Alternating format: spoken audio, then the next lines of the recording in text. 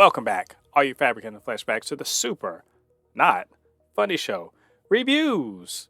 And today I'm reviewing Abbott Elementary Season 2, Episode 8, entitled Egg Drop, coming to you from ABC and streaming on Hulu.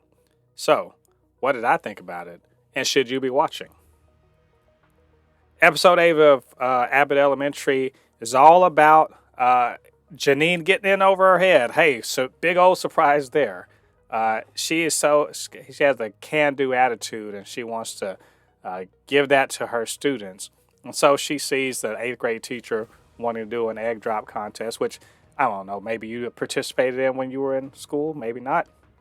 But she wants her 2nd graders to participate also, and kind of gets egged on to keep on doing it because of how dismissive the 8th grade teacher is of it. And she goes into it with the idea that this is going to be a fun thing to do, and kind of drops the egg, so to speak, and not preparing her students for, actually doing the egg drop thing. It's more of like they are making pretty things that are going to destroy eggs, and is very disappointed, not just at the results, but also at how bad it makes her kids feel about things, and decides to, the power of, it's like she's like a Care Bear. She's just going to Care Bear stare her way through this difficulty. And it's kind of up to Gregory to, sort of help her out and steer her correctly. And thanks to this whole thing, it actually leads to some hilarious little moments, like when they're in the teacher's lounge and talking about science, and it turns into everyone saying the stupid, conspiracy theories and scientific nonsense that they believe in. One of the probably one of the best lines I've ever heard, like in this show, period. Jacob says that he believes that gluten allergy or intolerance is internalized white guilt, and I had to laugh. I died.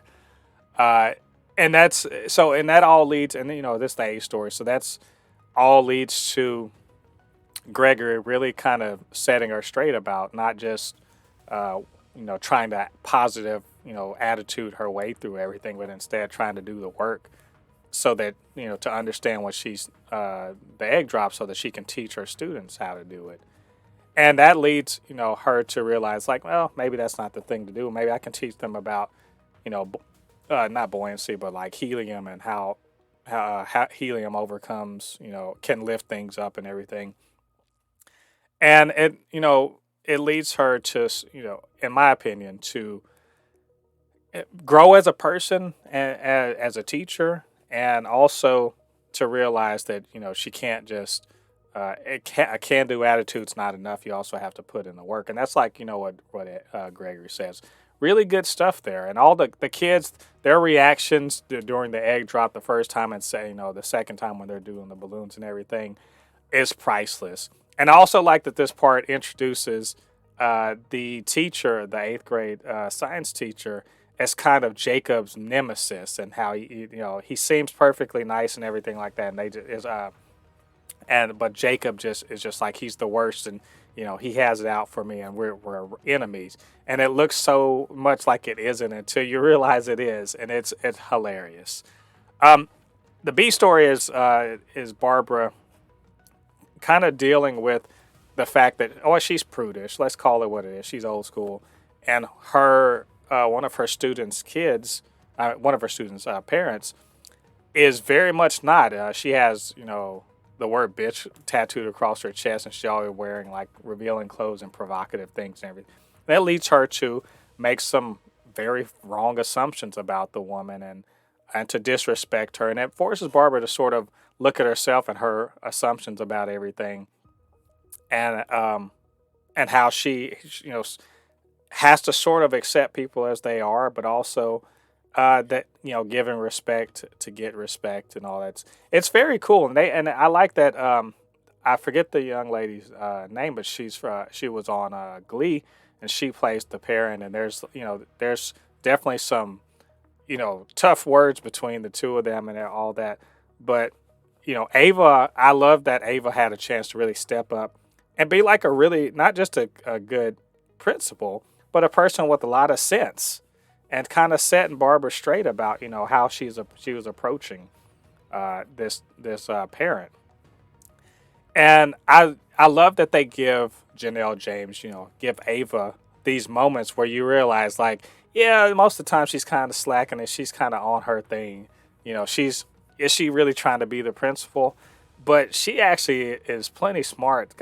She's got plenty of sense, and she's very insightful. And sometimes, her seemingly abrasive nature does cut right into the core of things, and kind of reveals the truth about what's happening.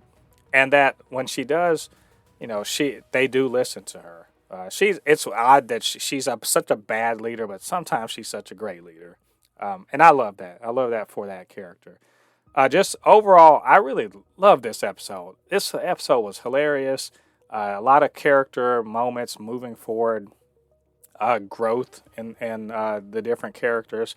And it's just exactly what I want out of Abbott Elementary. Loved it, and I can't wait for the next one. So, anyway, what do you guys think about what I had to say? Get down to the comment section and let me know your thoughts.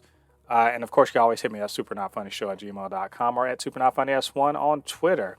And do me a favor, get down there, hit that like button, subscribe, notification bell, all that good stuff. Helps with the channel and helps people to see more of these videos. All right, all you Fabricants and Fleshbags, thanks for joining me. Come back next week. Actually, come back in 2 weeks for the very next episode of Abbott Elementary. Until then, I've been Mo Le Poupée, your resident fabricant and comic extraordinaire on all things pop culture. And I'll see you guys on the other side of the thread. Peace.